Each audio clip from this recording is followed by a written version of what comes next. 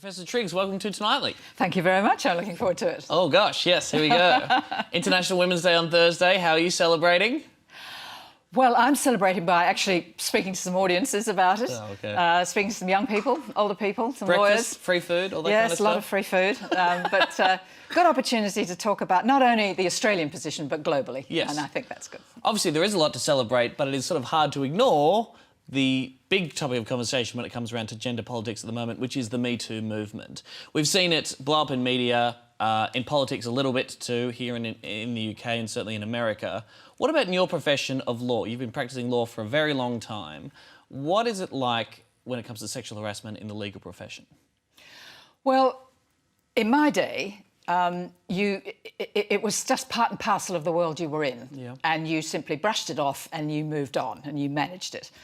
I think what we're now understanding in the legal profession, and not as much research has been done on this as should have been, but we're finding that women are not progressing in the way that they should in law. I was Dean of a law faculty and we had more women in the law faculty at the Sydney Law School than we did men.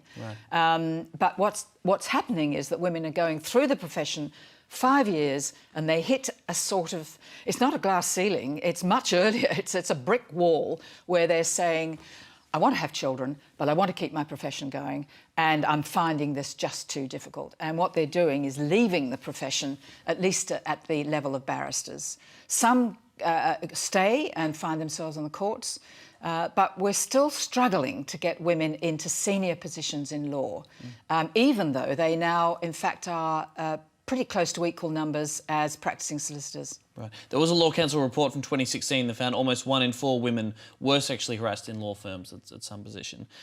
In your long career, and you don't have to go into details, but were there moments where you thought, man, this would not be happening to me if I was a man and my gender's playing a role here?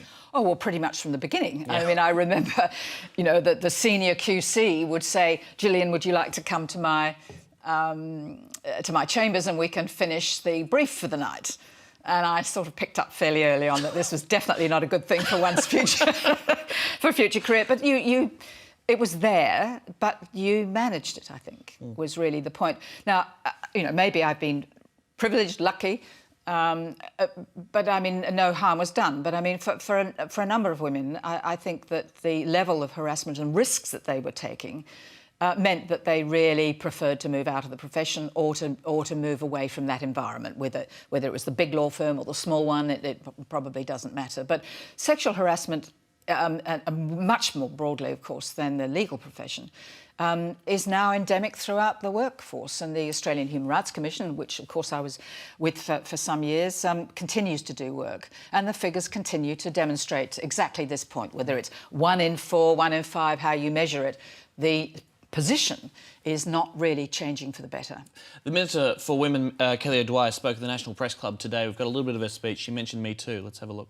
The Me Too movement has successfully used social media to send a message on the need to end harassment, in particular sexual harassment in the workplace. But as the Me Too movement continues to sweep the world, we need to think about the implications. Social media is not a courtroom, and complainants and those that are the subject of a complaint can be subject to trial by keyboard warriors.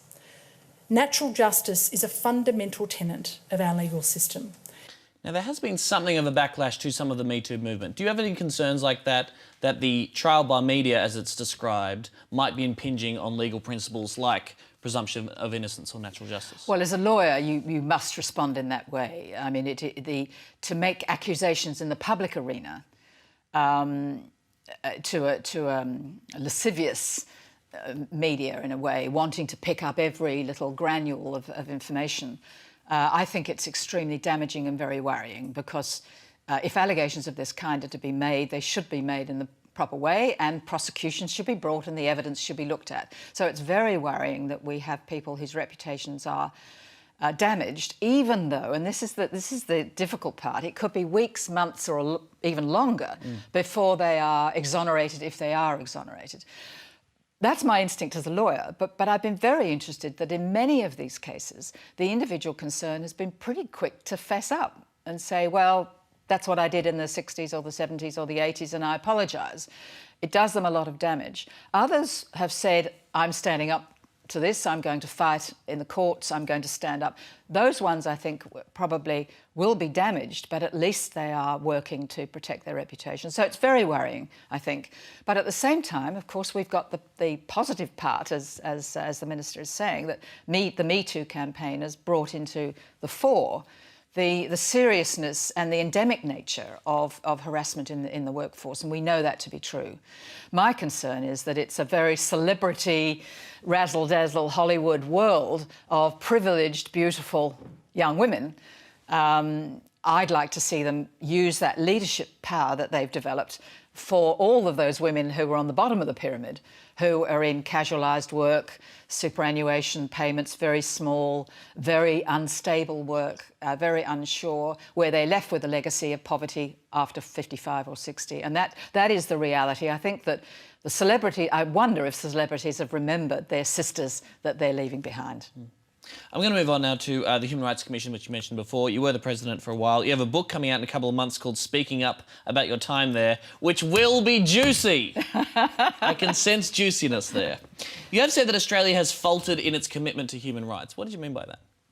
Well, I think perhaps we need to understand as a country that we're the only democracy and the only common law country in the world that doesn't have a sort of Bill of Rights or Charter of Rights. And up to a point, you can say, well, OK, we're different from other countries, we don't have to be the same. And we can evolve a parliamentary system of checks and balances. And you can accept that that's a way to protect human rights. How you get to the end result isn't the question. The question is, have you protected the rights of vulnerable people?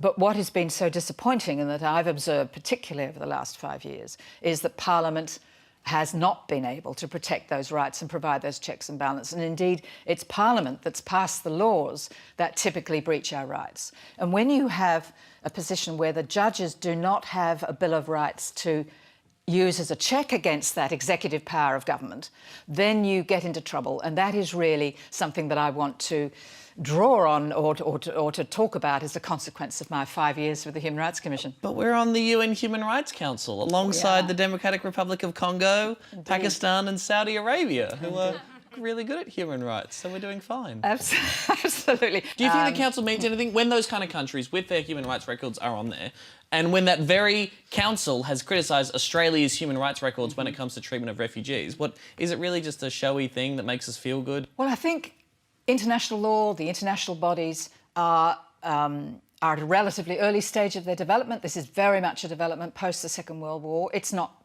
strong yet, but I fully support the Council and Australia finally being a member on it. We don't have a very good human rights record. The international community is aware of it. But you can always point to worse, much worse examples, and these people will be sharing the council. It's really handy to be able to do that. Well, that's the problem. But I think that we are working towards a much clearer view globally as to what it is we want to achieve. Professor Triggs, thank you very much for your time tonight. We're out of time, I'm afraid, but good luck for this week, and thanks for being here at Tonightly. It's a real pleasure. Thank you very much.